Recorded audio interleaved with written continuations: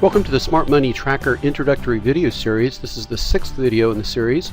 In these videos you will learn smart money strategies of the wealthy in today's market. I'm your host, Brian Netzel. Here's our disclaimer.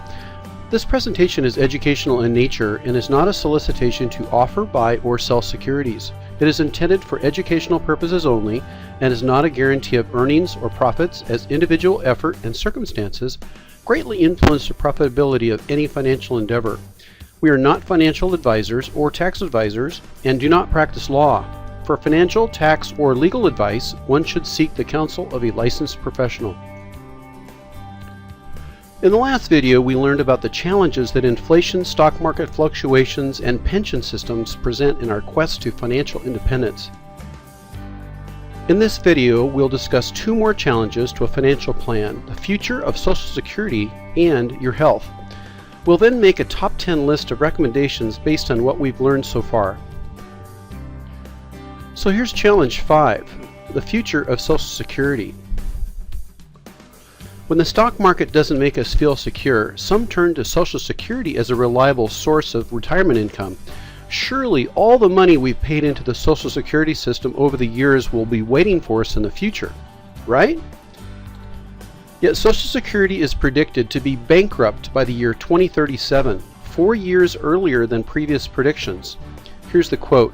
Trustees of the program said, "Social Security will start paying out more in benefits than it collects in taxes in 2016, 1 year sooner than projected last year, and the giant trust fund will be depleted by 2037, 4 years sooner." Here's another quote. Social Security is not sustainable without reform. Simply put, it cannot pay promised future benefits with current levels of taxation. The problem is there just aren't enough new workers to pay into the fund to replace the money going out to retirees. More goes out than goes in, and the illusion of the fund's solvency will one day meet with reality. Here's an article. Since 2010, Social Security has been paying out more in benefits than it collects in taxes, adding to the urgency for Congress to address the program's long-term finances. Anyone who is trusting Social Security to fund even a small part of their retirement may not even be able to do that in the future. The Social Security system is like a bucket full of holes. Even when massive quantities of new money are poured in, it cannot keep up with the demands for current recipient checks. Challenge 6, your health. While we certainly hope that our health will hold out until we want to stop working, it's highly probable that most people will experience health issues that make it impossible to work sooner than they wish. Yet many hope that their health will hold out long into their elder years so they can make enough money to pay the bills. Is this the best outcome for the majority of people? I would suggest to you that we cannot count on our health being good enough to work long into our elder years. To think contrary to this runs counter to reality. Instead, wouldn't it be great if you had enough to provide for your needs long into your retirement years, and then have the choice to work or engage in a whole host of possible activities? Have you noticed that more and more gray hair is showing up in surprising places these days? Have you seen more gray hair behind the counter at McDonald's? How about Walmart? While we would want to surmise that these elders are working by choice in these unlikely places, upon further observation we'll find that these folks are often working because they have to. Imagine having to get up in the morning to go to work when you don't feel well, you're bored with the job, or you are just plain tired. Yet that is the prognosis for many people who do not have sufficient means to retire comfortably without returning to work when their fixed income cannot keep up with rising costs. Here are our top 10 recommendations based on all the things we've learned so far about these challenges. We can't count on others to care about our financial future as much as we do. We must take hold of our financial future to make sure we are part of the 5% who have enough income in our later years. 2, we must evaluate whether our current habits of saving and investing will ease us comfortably into the time of our lives when we are no longer motivated or healthy enough to continue producing income. 3. However we invest, we need to make sure that it appreciates faster than the inflation rate, or we will experience a net loss of buying power over time. 4.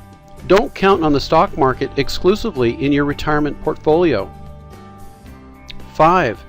When you invest, purchase the asset, if possible, at a price that accounts for the downside risk of losing value by purchasing at a discount. Then if there is a market correction, your investment has a protective cushion against downturns. 6. We cannot depend too much on government or company-sponsored pensions to provide for us. We must have additional sources of income for retirement. 7. We cannot depend on any branch of government or their agencies to bail out our retirement plans because they simply cannot afford to do so. 8. Social Security never was and never will be enough income to provide for us in retirement. In fact, it would be wise to not project any income from the system at all. 9. We cannot count on being healthy or motivated enough to work up to our years of withdrawal from our productive years. And lastly, 10. We should make decisions now that support us in our later years rather than depend upon others to care for us and determine how valuable we are in our later, weaker years. In this video, you've seen that the future of Social Security and your health must be accounted for in your financial plan. In the next video, we will critique what financial advisors of the middle class typically recommend to their clients and then evaluate the results.